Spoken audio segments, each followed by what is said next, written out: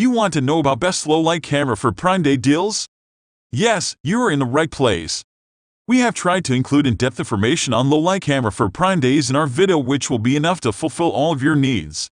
All of them are maintaining their features, prices, quality, durability and reputation of the manufacturer and real customer feedback. If you want to buy the best low-light camera for Prime Days, we think this list will be very worthy to you. Now, let's get started with the video.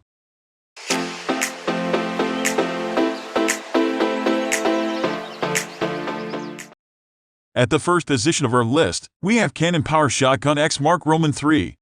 Smaller image sensors tend to struggle with low-light scenes, producing high ISO image noise. As such, compact cameras aren't the first devices we'd normally recommend you reach for when shooting low-light photos or videos.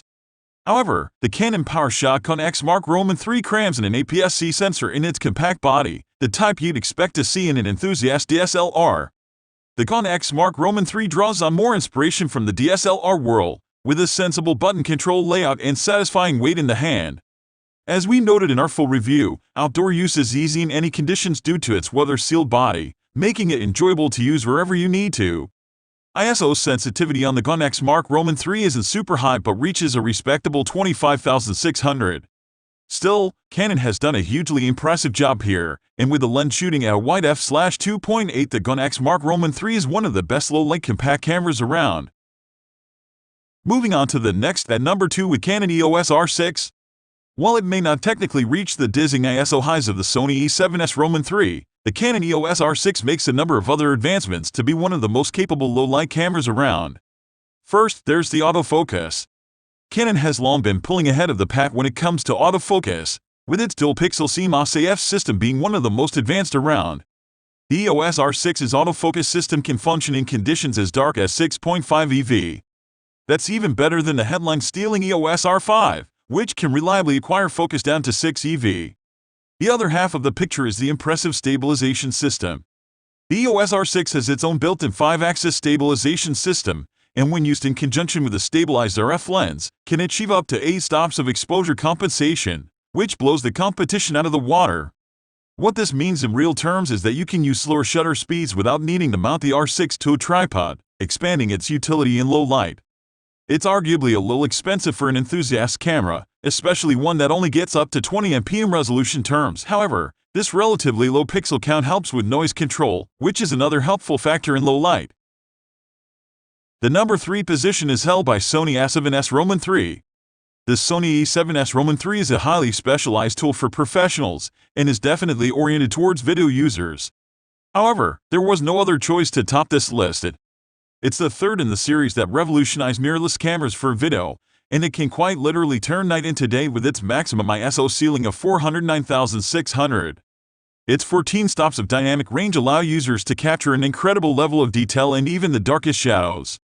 As the A7S was so popular with video shooters, subsequent cameras have been leaning more and more heavily in this direction. The headline resolution of 12 MP on the A7S Roman 3 might sound rather low if you're coming from a stills background, but for video users who don't have much use for extra pixels, it makes sense. Either way, a less crowded sensor makes for cleaner images at high ISOs, which is great news for low light. Still, if you have no use for video and only want to shoot stills, you'll get better value out of the Canon EOS R6, our next choice. Next at number 4 we have Olympus OMD EN10 Mark Roman 4. If you're looking for a great low-light camera on a budget, then we'd recommend starting your search at the Olympus OMD EN10 Mark Roman 4. It's bursting with clever features that expand its low-light usefulness, so even though it's got a smaller sensor than a lot of other cameras, it makes up for it in other ways. One such feature is the optical image stabilization system. This isn't unique to the EN10 Roman 4, but Olympus has one of the best such systems going. The way optical image stabilization works is by using a gyroscope to detect small camera movements and compensate for them by moving the lens, sensor, or both in a countermanding direction.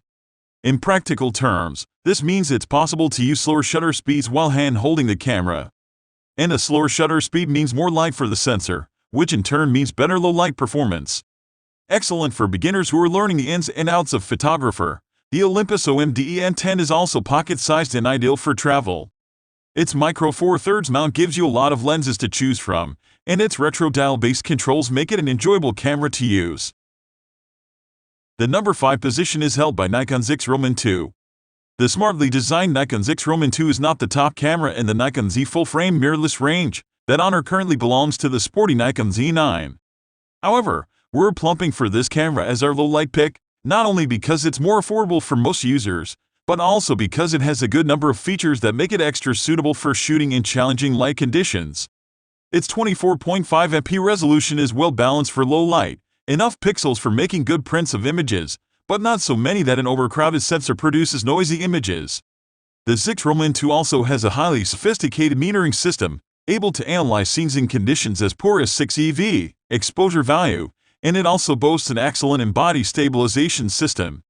Nikon referred to theirs as vibration reduction, but practically it does the same thing, shifts the sensor to compensate for unwind camera movement, enabling slower shutter speeds. The Z-mount connection provides super-fast communication between camera and lens, which means exceptional autofocus speed and accuracy, even in challenging light conditions.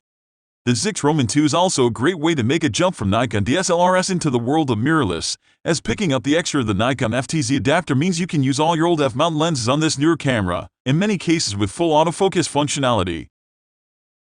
The number 6 position is dominated by Nikon D850. Professional photographers and enthusiasts wanting to take a step up will love the Nikon D850.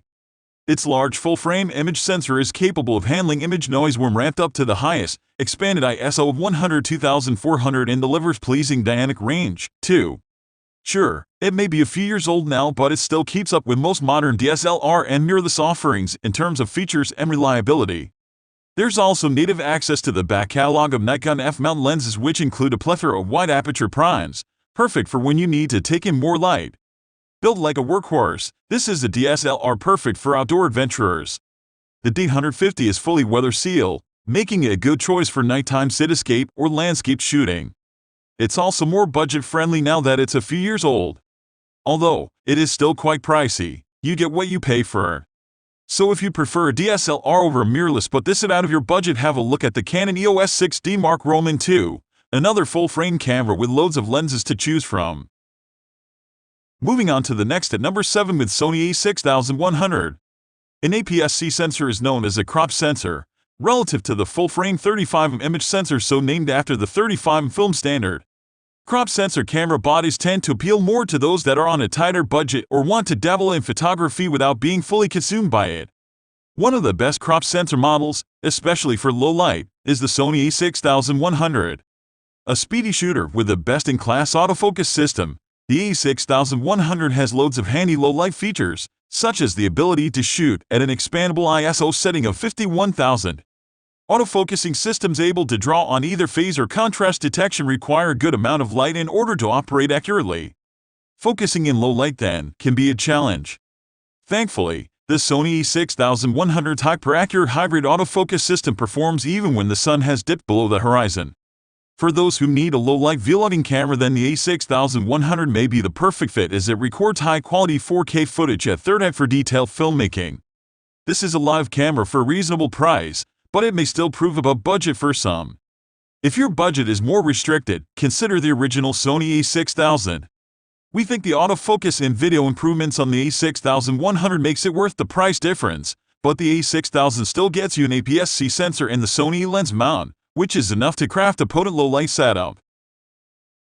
The number 8 position is held by Panasonic Lumix S5. The Panasonic Lumix S5 represents perhaps the best iteration of Panasonic's S-series lineup. They managed to pack a full-frame sensor into a lightweight, portable body, and as a result it's a camera that does almost everything quite well. As such, it's one of the better all-rounders on the market at the moment. Keeping things steady for sharp handheld shots, HD Lumix S5 combines a sophisticated image stabilization technology with an expandable ISO up to 51,200. As you'd expect from a Panasonic camera, it's capable when it comes to recording videos, too, able to record 4K 6.9 footage, which is ideal in a range of shooting circumstances. The Panasonic Lumix S5 is really a jack of all trades, ideal for many casual users and photographers that want a range of features for low light capture. Next at number 9 we have Fujifilm XT30. We definitely recommend the stylish Fujifilm XT30 for users who want a camera that not only looks good but shoots well in low light, and doesn't cost too much to boot. As many professional photographers know, It's not just about the camera body but the lenses you pair it with, and when you're shooting with the XT30, the treasure trove of fantastic X-series lenses opens up. Pushing the boundaries of low-light capability, these lenses are ultra-sharp and fast as well, with the incredible XF50 f/1.0 really showboating in the low-light realm as it manages to make this wider than ever aperture usable. That means more light reaching the image sensor for better low-light performance. The XT30 uses the famous Fujifilm X-Trans sensor, which produces JPEG images that look vivid and punchy straight out of camera, ideal for those who'd rather get it right in camera than fix it in post-production. Although, if you're one for Photoshop, its RAW files are also pleasingly flexible. The XT30 is held back a little due to the lack of in-body stabilization, but it ticks pretty much every other box, all at an outstanding price. Finally, the number 10 position is dominated by Nikon D780. The Nikon D780 is the best camera for night photography or low-light photography that we tested in the DSLR category. This full-frame DSLR feels incredibly well-built and comfortable to shoot with. It has a large hand grip and an optical viewfinder with 100% coverage, so you get a clear, unfiltered view of your subjects. Its weather-sealed body also has extensive physical controls and several customizable options that you can adjust to suit your shooting preferences. The camera's 24.5-megapixel sensor has incredible REW noise handling capability, so you can shoot at high ISO settings in low light without introducing too much visual noise. Its JPEG image quality is also excellent, with minimal noise and loss of sharpness at higher ISOs if you don't want to process your photos yourself. It also has an exceptional battery life that's advertised to last for approximately 2,260 photos depending on your shooting habits and settings. Unfortunately, it doesn't have in-body image stabilization, so you may need to use a tripod to shoot at slower shutter speeds at night or in very dimly lit conditions. That said, its Nikon 24-120 f/4G DVR kit lens does feature optical stabilization, and the camera does a superb job of reducing the effects of camera shake with it attached. Overall, if you're looking for DSLR for low-light photography, this is one of the best DSLRs we tested. That's all for today. All the product links in the description down below. We upload videos every single day. So, don't forget to subscribe and hit the bell button for the upcoming video notification.